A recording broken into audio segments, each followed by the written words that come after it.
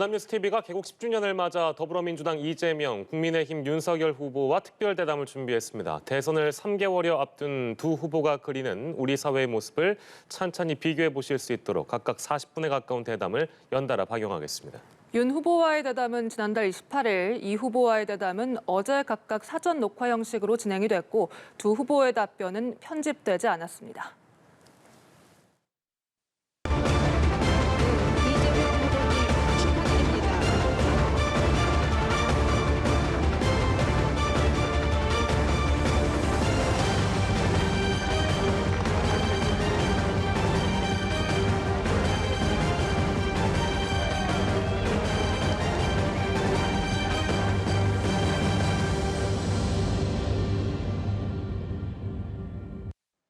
시청자 여러분 안녕하십니까? 저희 연합뉴스TV는 개국 10주년을 맞아서 여야 대선 후보 두 분과 특별 대담을 준비했습니다. 저는 대담 진행을 맡은 보도국장 맹찬영입니다. 오늘 대담에서는 시시각각 급변하는 선거 전의 크고 작은 이슈보다는 앞으로 5년간 대한민국을 이끌고 갈 가능성이 큰 두 후보의 정치 철학과 국정 구상에 대한 깊은 생각을 들어보는 데 초점을 맞췄습니다. 유권자들이 주요 후보의 내면을 더 잘 알 수 있도록 보여드리고자 합니다. 첫 순서로 더불어민주당 이재명 후보 모셨습니다.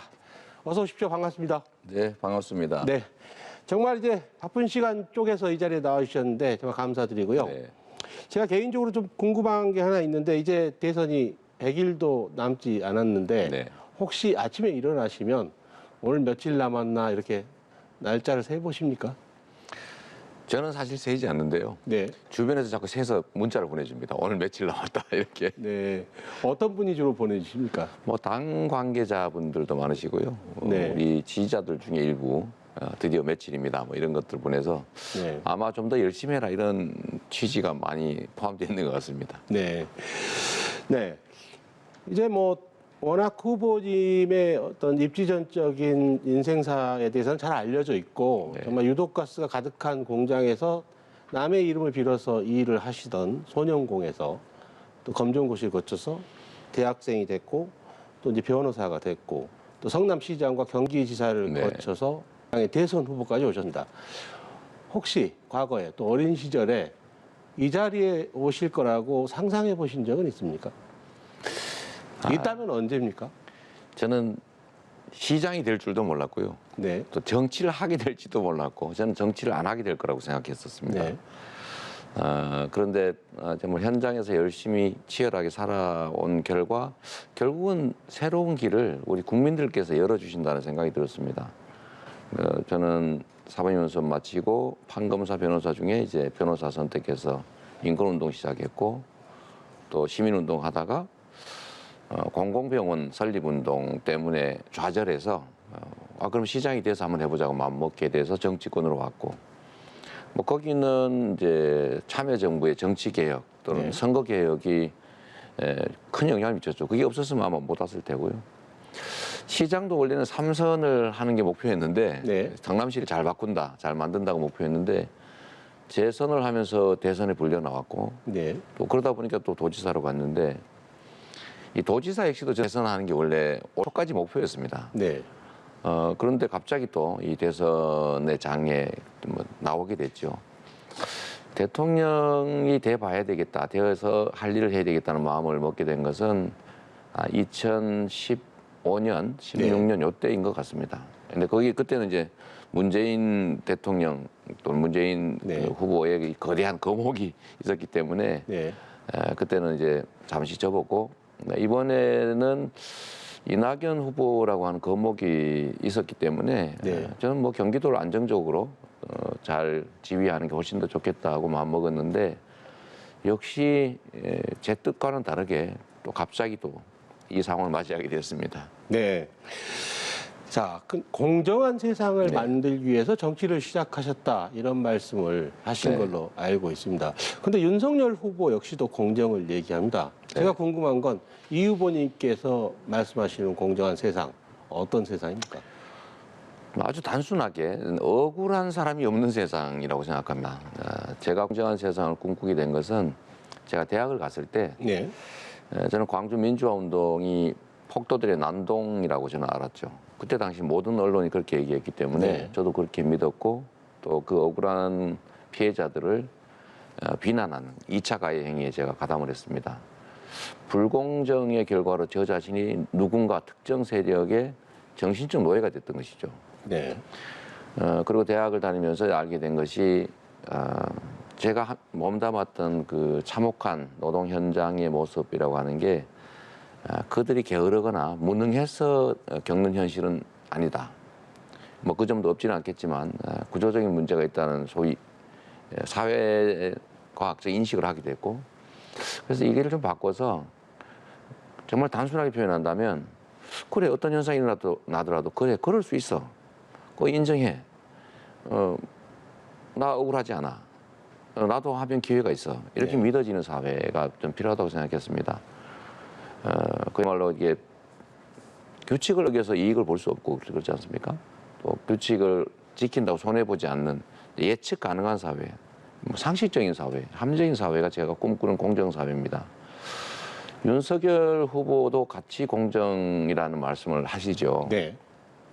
근데 공정을 접근하는 출발점이 아마도 지배자적 위치에서 공정이라는 걸 접근하는 거하고, 즉 권력을 행사하는 입장에서 공정을 접근하는 거하고, 권력 행사의 대상인 소위 이제 국민 대중 또는 다수 서민의 입장에서 공정을 대하는 것은 아마 접근 방식에 있어서 또 시각에서 차이가 있을 것 같습니다. 네.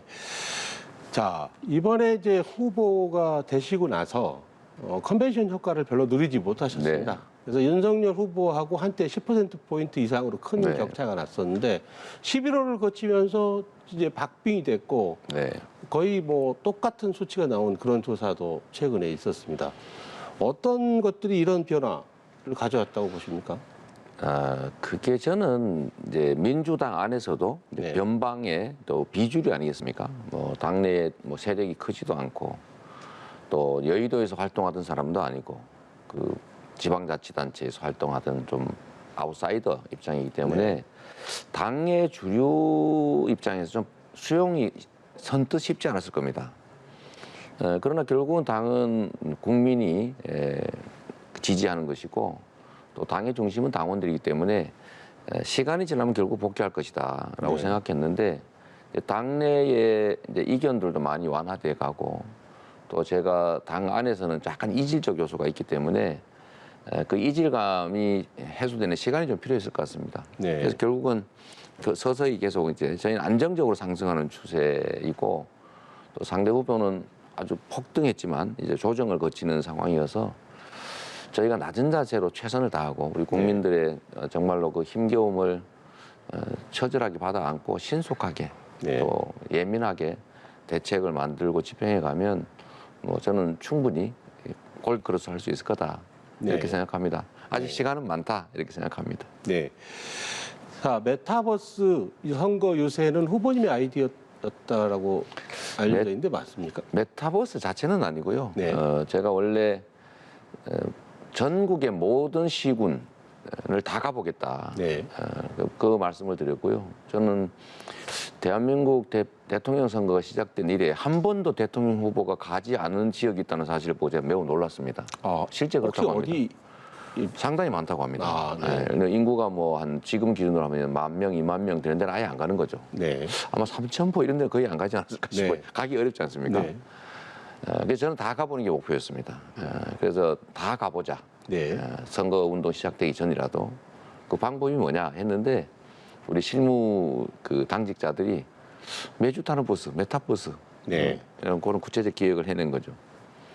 당 대표께서 표창하셨다고 하더라고요. 네.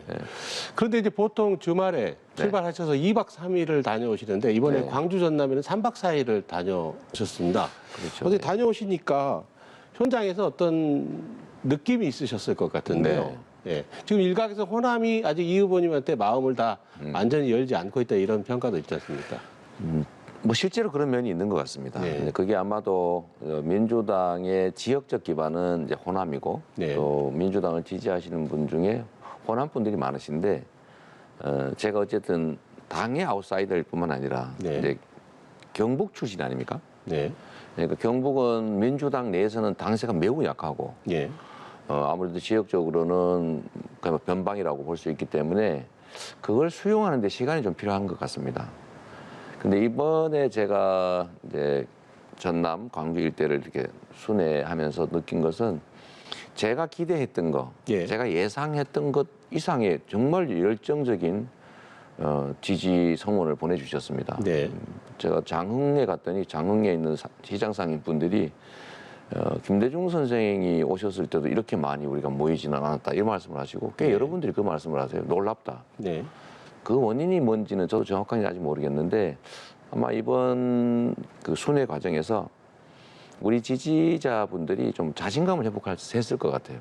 네. 아, 나만 지지하는 게 아니고 이렇게 많이 열성적으로 지지하는구나. 네. 아마 뭐 용기나 자신감을 되찾아서 아마 약간 분위기 전환에 도움이 되지 않을까 기대하고 있습니다. 네.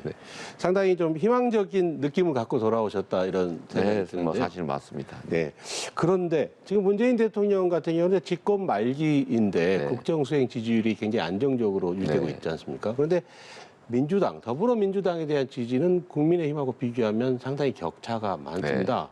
뭐 젊은이들은 이제 민주당에 대해서 꼰대 정당이라고 그렇게 네, 부르지 않습니까? 후보께서 진단하는 민주당의 어떤 문제점과 한계는 어떤 겁니까? 근데 객관적 지표로 보면 이제 정권을 바꾸자라고 하는 게 어쨌든 뭐 정권을 다시 재창출하자보다 15에서 20% 정도 절대 숫자로 네. 많지 않습니까? 근데 당 지지율 격차는 뭐 2%, 7%, 5% 이런 정도니까 뭐 거의 큰 격차가 나는 것 같지는 않습니다.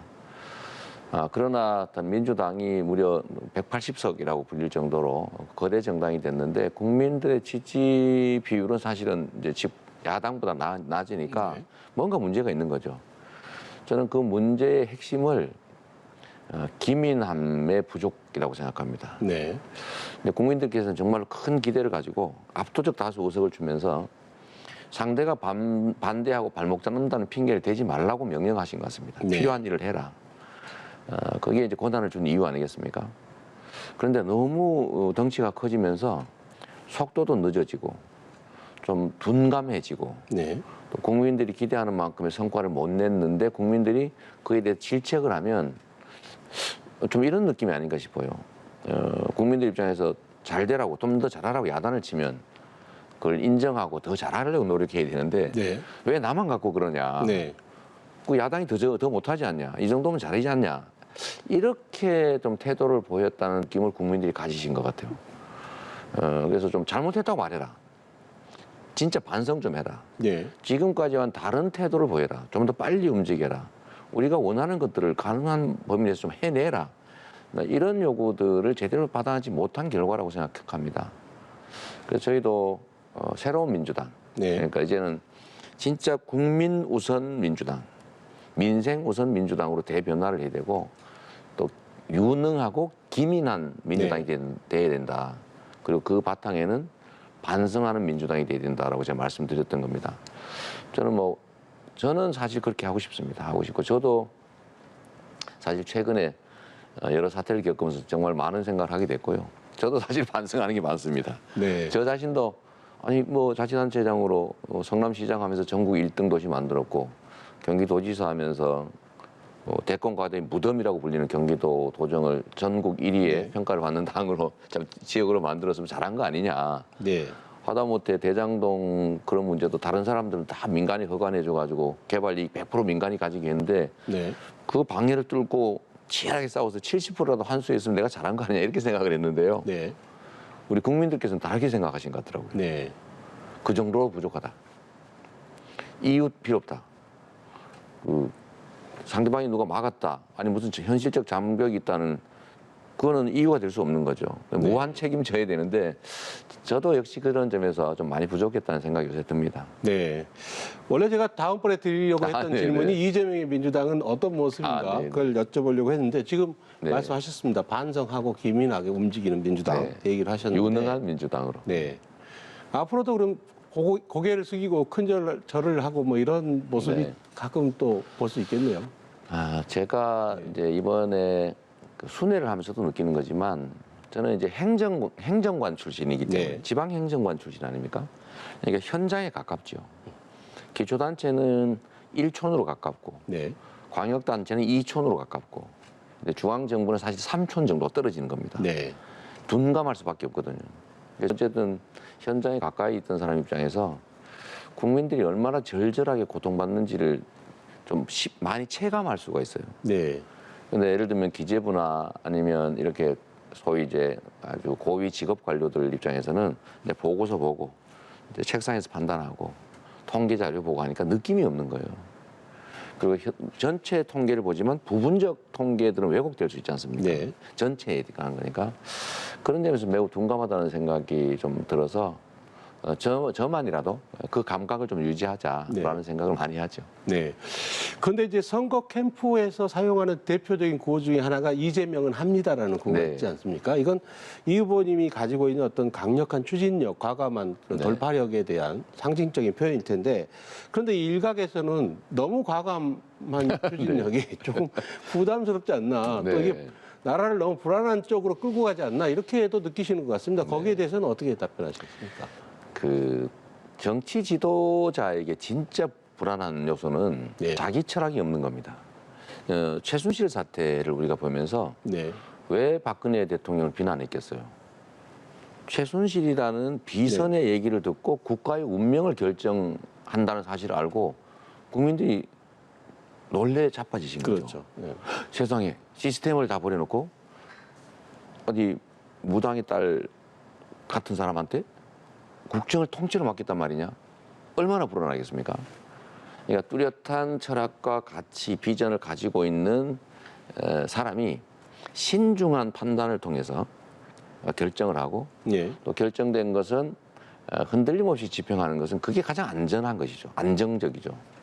저는 예를 들면 국민들이 원하고 또 합법적이고 필요한 일이라면 설득을 통해서도 하지만 설득이 안 되면 우리한테 부여된 권한을 행사해서라도 그 행정 목표를 이뤄냈단 말입니다. 네. 그렇게 하니까 또 성남 시민이나 경기도민들이 박수를 쳤고 우리 국민들도 그래 행정은 저렇게 해서 성과를 내야 돼라고 해서 저 이 자리까지 불러줬다고 생각합니다. 네. 대표적으로 예를 들면 사람들이 좀 오해하시는 게 있는데요.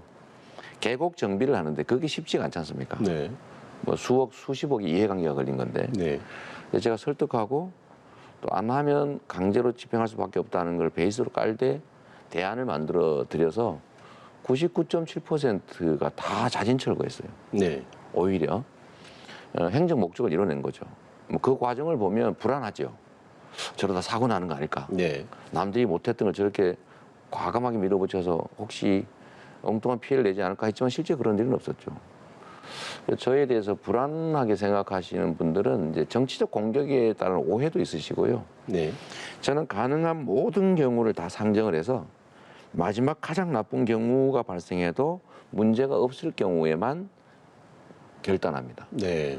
대신 그 과정은 매우 길지만 우리 국민들의 눈에는 안 보이는 것이고 다만 집행 과정은 매우 신속하기 때문에 그 과정만 보면 너무 빨라서 불안할 수는 있습니다. 네. 예, 제가 이 문제에 대해서 한 번만 더 말씀을 드리면 국가의 불안은 지도자의 철학과 가치, 역량의 부족이 네. 제일 문제고 확고한 신념, 또 철학과 가치, 민주적 마인드, 그다음에 국민과의 소통을 기반으로 필요한 일을 신중하게 결정하고 결정된 일을 단호하게 집행하는 것은 오히려 안정적인 겁니다. 네.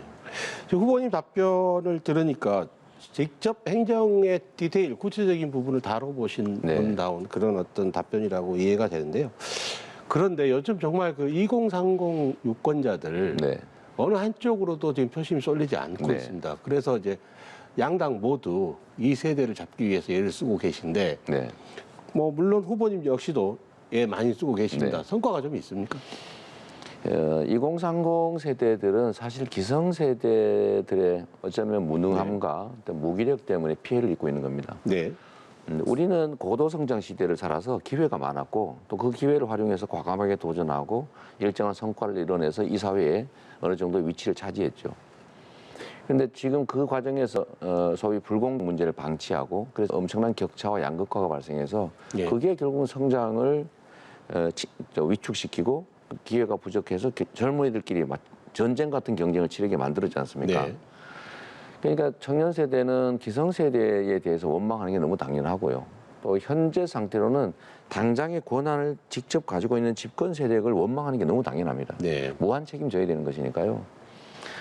그런데 저는 다행히 우리 청년 세대들이 그나마 저희가 집권 세력의 일원으로서 당연히 무한 책임을 져야 되는 존재인데도 그래도 반반 정도의 지지를 보내주시고 네. 그래도 기대를 일부나마 해주시는 건 저는 감사하게 생각해요. 네. 아마도 제가 야당 출신의 단체장이었으면 엄청나게 지지를 받았을 가능성이 많습니다. 아, 어떤 점에서 그렇습니까? 제가 성남시장을 야당 당적으로. 단체장으로 네. 있을 때 인기가 매우 높았지 않습니까? 네. 성과도 있고 또 굴복하지도 않고 네. 또 과감하기도 하고 이런 점인데 제가 경기도지사는 여당의 일원이었지 않습니까? 네. 그래서 경기도민들은 저에서 1등 평가를 주셨고 실제로 뭐 도정 성과도 많긴 하지만 국민들이 볼 때는 전체적인 문제에 네. 예를 민주당 소속의 집권 세력의 현 정부의 일원으로 보이기 때문에 어떤 책임을 묻는 거죠. 그게 바로 70%를 환수하는 성과를 냈다 한들 그걸로도 부족하다. 네. 하여튼 국민들이 부동산으로 고통받는데 30%의 이익이 민간에 가게 한 것도 당신들의 책임이다. 네. 라는 지적을 아프게 받아들여야 되는 거죠. 네. 그게 정치에 있어서 부여받은 권한만큼 책임이 있다는 얘기와 똑같은 겁니다. 네. 책임져야죠. 뭐 어떡 하겠습니까?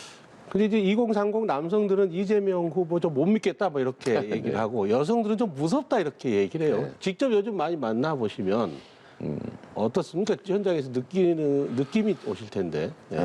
대체적으로는 기성세대 전체에 대한 불신과 불만입니다. 그런데 제가 어제 제가 그 말씀 한번 드렸죠. 조선대 강연 때 네.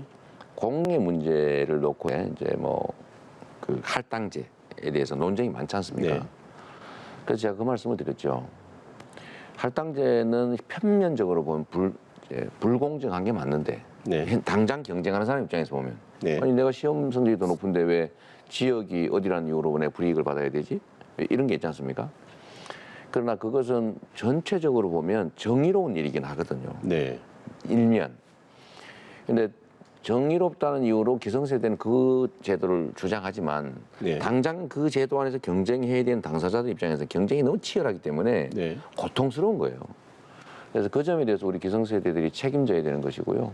네. 또 20, 30, 20대는 특히 아까 말씀드렸던 것처럼 저 같은 경우는 어쨌든 현재 상황을 만든 또는 현재 상황을 방치한 네. 더 나은 상황을 만들지 못한 책임을 져야 될 입장인 거예요. 네. 그래서 저는 원망하는 거 당연하다고 생각하고요. 다만 저희들은 지금까지 우리의 부족함을 인정한다. 네. 정말로 그 당신들의 이야기를 진지하게 듣고 개선 가능한 대책을 만들어서 더 나은 삶을 보장해 보겠다라고 하는 점들을 믿을 수 있게 설득하는 게 저희 과제죠. 네. 자, 여기서 잠시요. 연합뉴스 TV 보도국에 근무하는 네, MZ세대, MZ세대로부터 네. 이 후보님한테 꼭 묻고 싶은 질문이 있으면 얘기를 해달라고 저희가 요청을 했습니다. 한번 그렇습니까? 들어보시겠습니다. 네네. 후보님은 대통령이 되면 임기 안에 청년에게 1인당 연 200만 원의 기본소득을 지급하고 기본주택 100만 호 중 일부는 청년들에게 우선 배정하겠다고 약속하셨는데요. 기본주택의 경우 우선 배정할 청년을 어떠한 기준으로 선정하실 계획이신지요? 공약하고 네. 이제 집행 계획은 좀 달라요. 네. 근데 집행 계획에 이를 정도로 세밀하게 정해놓으면 나중에 바꿀 길이 없습니다. 네. 그러니까 청년 세대에게 우선 배정한다라고 하는 대원칙을 정해놓고 네. 구체적으로 어떤 방법을 할지는 이제 구체적인 집행 계획을 세울 때는 혼자 하는 게 아니지 않습니까? 네. 이럴 때는 이제 야당의 의견도 들어봐야 되고 또 실무 부서의 의견도 들어보고 또 국민들의 의견도 들어보면서 부작용이 없도록 세부적으로 만들어야죠. 그러나 분명한 것은 청년 세대들이 일단 기회를 얻지 못하고 있고 자기 역량을 강화할 기회조차도 없기 때문에 투자의 개념으로 네.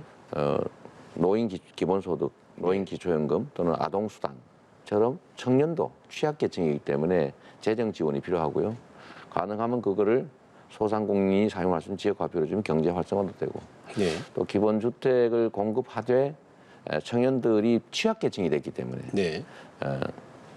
먼저 우선적으로 거주하고 나중에 집을 사서 나갈 수 있는 그런 기회를 우선 배정할 필요는 있는 거죠.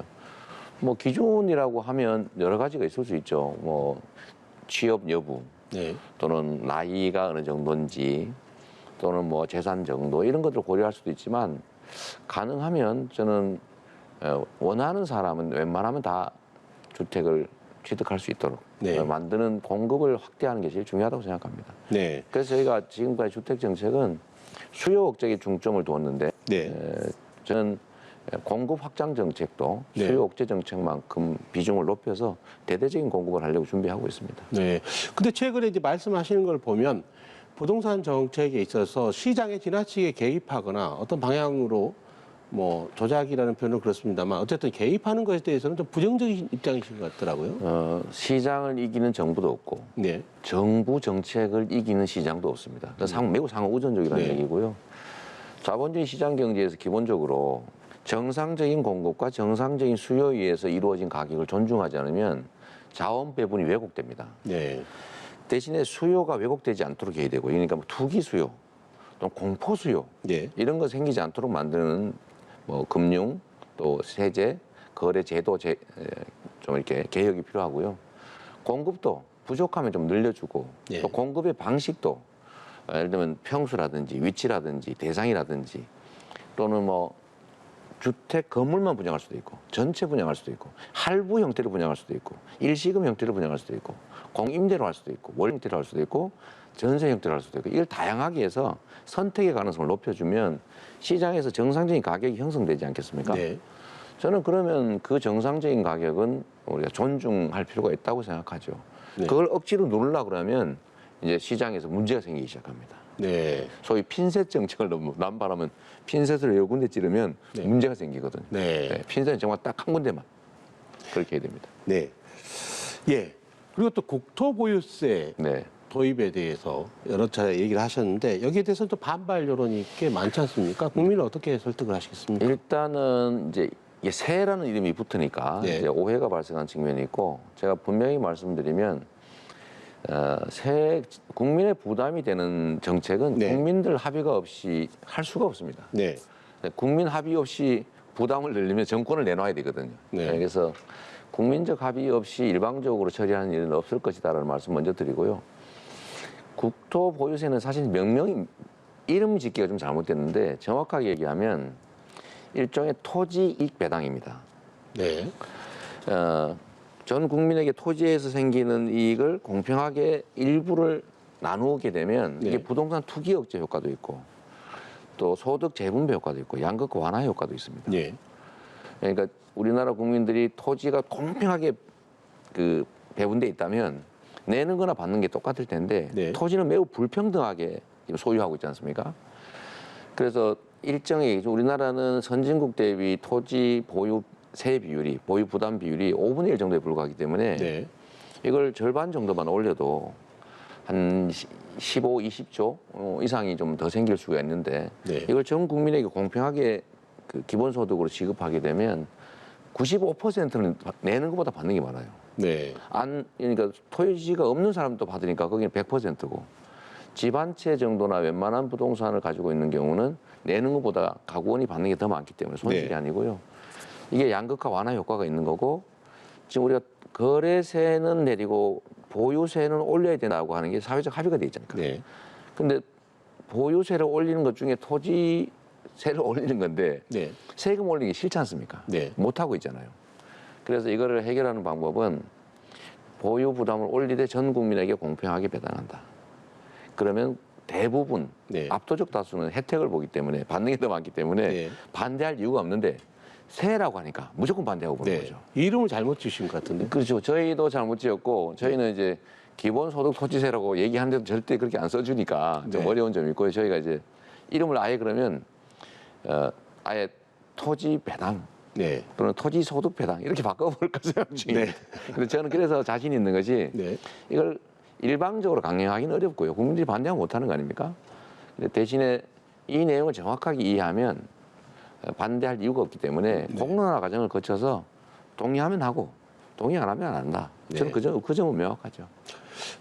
네. 부동산 얘기가 나온 김에 종합부동산세에 대해서 네. 정말 반발이 많지 않습니까? 네. 물론 뭐 이 전체 인구에 비하면 2%밖에 안 된다고 하지만 어떤 분들은 이제 집이 한 채뿐인데 부동산 값이 전체적으로 오르다 보니까 그렇게 된 것인데 뭐 현금 자산이 없고 네. 뭐 이렇게들 반발하고 있습니다. 어떻게 해야 됩니까? 그 종부세 부과를 했다고 치더라도 네. 예를 들면 윤석열 후보께서 뭐 몇십억 되는 아파트 때문에 지금 뭐 실제 내는 게 얼마냐? 그럴 때 얼마 안 됐다는 거 아닙니까? 네. 그 실제 금액을 보니까. 그래서 대상자도 많지 않고 또 대상이 된 경우에도 극단적으로 고액이 오는 정말 희귀한 예외고요. 네. 근데 99% 가까이는 해당이 없는 거지 않습니까? 그리고 네. 당의 방침이 2% 이상은 부과하지 않는다니까 본인이 2% 이내, 이제 98% 이상의 네. 그 정말 고소득, 고자산가가 아니면 해당이 없으니까 걱정 안 하셔도 될 것 같고요. 네. 이런 종부세가 논란이 됨에도 불구하고 우리나라는 여전히 토지 보유 부담이 너무 작다. 네. 그래서 계속 부동산 투기가 발생한다. 그래서 저희가 거래세를 좀 낮추는 방향으로 하되 보유세는 계속 올려야 되기 때문에 네. 저는 이 점에 대해서는 우리가 좀 설득하고 이해하고 할 과정이 좀 필요하다라고 생각합니다. 네. 세금 올리면 다 싫어하죠. 자, 외교 안보에 대한 질문도 좀 드리겠습니다. 남북 관계가 정말 이제 롤러코스터 아니겠습니까? 한때는 정말 훈풍이 가득했고 남북 간의 정상이 백두산 네. 정상에도 같이 가고 그러다가 다시 또 냉랭해지고 이런 네. 상태가 굉장히 오래됐습니다. 그러다 보니까 이제 이례적인 어떤 외교 이벤트로서의 남북 관계 이런 것들이 과연 네. 우리한테 적절한가? 지속 가능한 어떤 남북 관계 내지는 대북 정책이 필요하지 않은가? 이런 문제 제기가 있습니다. 우리 대한민국이 이제 한반도라고 하는 반도에 위치하기 때문에 이제 해양 세력과 대륙 세력이 충돌하는 중간 지점이지 않습니까? 이걸 소위 지정학적인 이제 위기라고 할 수밖에 없는데 네. 저는 우리의 국력이 크고 또 국가 지도자의 의지와 용기, 결단이 결합하면 이제 융성의 길을 갈 수 있다. 네. 이런 지역 관계를 활용할 수가 있죠. 근데 만약에 우리가 국력이 약하거나 우리의 뭐 줏대가 좀 없어서 여기 네. 휘둘리고 저기 휘둘리면 찢어지거나 정말 위기를 겪을 수도 있습니다. 네. 저는 이제 전자의 융성의 길을 갈 수 있다고 저는 믿고요. 다만 이제 또 분단이라고 하는 아주 엄혹한 상황이 처해 있는데 이 분단 문제는 남북 당국 간만의 문제가 아니고 네. 국제사회가 걸려 있는 정말 복잡한 외교 문제가 돼 있는 거 아닙니까? 그래도 우리는 그런 생각하죠. 우리는 제일 중요한 목표는 전쟁의 위험을 없애는 겁니다. 네. 전쟁에서 이기는 것은 하책이죠. 물론 지면 절대 안 되겠지만 그거보다 좀 나은 정책은 싸우지 않고 이기는 겁니다. 네. 이건 중책에 불과해요. 정말 상책은 싸울 필요가 없는 상태를 만드는 겁니다. 네. 가장 완벽한 안보죠. 그래서 저는 남북이 서로에게 도움되는 공존하는 관계로 가야 된다는 것이고요. 그 길을 갈 때 방법은 당근일 수도 있고 채찍일 수도 있는 거죠. 즉 억제 정책일 수도 있고 네. 아니면 교류 협력 정책일 수도 있고 억제와 대화 이 중에 어떤 거를 그럼 우리가 선택할 거냐 해서 보수 정권은 힘으로 억압하면 된다고 지금 주장하는 거 아닙니까? 네. 근데 힘으로 지금까지 억압해 왔는데 성과는 별로 없어요. 계속 악화되고 있습니다. 그래서 대화 정책을 적절히 배합해야 되는데 거기서 저는 우리 대한민국 정부의 한국 정부 우리 정부의 역할이 중요하다고 생각해요. 중심을 철저히 잘 잡아야 되고 또 남북한과 미국 또는 주변 강국들이 수용할 수 있는 적절한 안을 만들어내야 되고 네. 북한과 적절하게 소통하면서 설득해내야 되고 네. 또 그걸 통해서 결국은 비핵화라고 하는 지난한 과정을 밟아서 결국 한반도 비핵화를 이뤄내야 되지 않겠습니까? 네. 그리고 궁극적으로 저는 결국 군사 문제도 바탕에는 경제 문제가 있습니다. 네. 그래서 이 경제 문제에 있어서 서로에게 모두 득이 되는 길을 찾자. 네. 북한을 제가 미국 측 관계자한테도 말씀드린 건데 월남과 베트남과 미국이 전쟁을 치러서 엄청난 쌍방의 피해가 있었죠. 네. 그런데 지금은 서로 협력하고 있어요. 모두에게 도움되는 길로. 얼마든지 그렇게 바뀔 수 있기 때문에 제가 북한을 모두가 투자하는 네. 국제 투자 국가로 만드는 걸 목표로 해서 네. 필요하면 대화하고 억제 정치도 필요하면 적절히 사용하고 또 그 과정에서 우리 국민들이 자존심 상하지 않도록 북한에 좀 비틀어진 행위에 대해서는 적절하게 잘 지적하고 네. 또 상응하는 대응을 하고 하면 저는 길이 열릴 거라고 생각합니다. 네. 자, 좀 막연하긴 합니다만 만약 이 후보께서 이번 대선에 승리하셔서 대통령이 되신다면 그렇게 해서 5년간 대한민국을 이끄신다면 5년 후에 어떤 대통령으로 기억되고 싶으십니까? 짤막하게 얘기해 주십시오. 많지요.